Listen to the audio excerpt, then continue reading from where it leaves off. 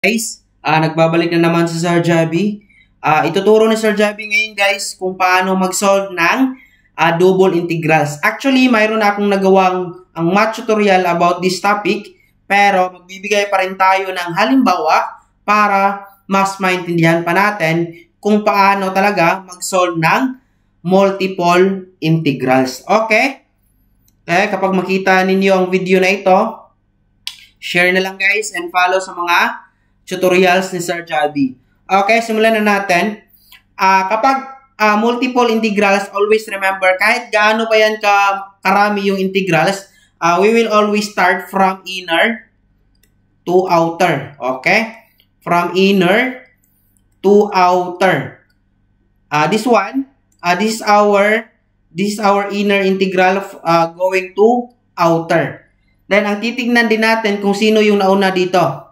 Diba yung nauna dito is dx followed by dy. So therefore, yung uunahin natin, yung may x term. Ito lang yung may x term, x squared minus 2. Then dx times the remaining integral, 6, 4. Then that is dy now. Yung merong dy, may y terms, 3y plus 5. Then dy. After this one, we will integrate now each integrand.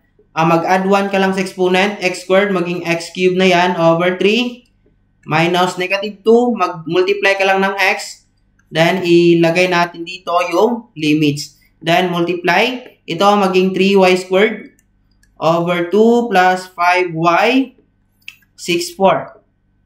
After that, i-substitute natin lahat na limits, uunahin natin si 5. Okay, uunahin natin si 5.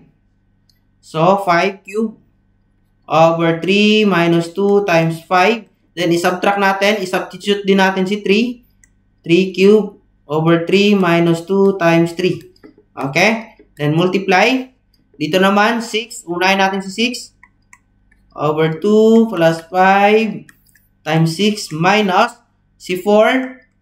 4 squared over 2 plus 5 times 4. Okay? Dito, unahin natin kung anong sagot nito. Alpha x cubed over 3 minus 2x. That is 95 over 3. So, ilagay natin dito. 95 over 3 minus ito. I think that is 3. Okay? Minus 3. Times, ito naman, that is 84. 84. Ito naman, that is 44. So, 95 over 3 minus 3, that is 86 over 3. Okay? Times ito, 40. Ang sagot dito is 3,440 over 3. Okay?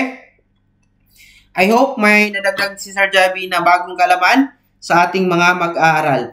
Standby lang kayo mga grade 11 students, especially sa pre-calculus and general mathematics. Mag-discuss tayo ng mga topics sa grade 11 dito sa ating channel. Okay? Shake, shake, shake!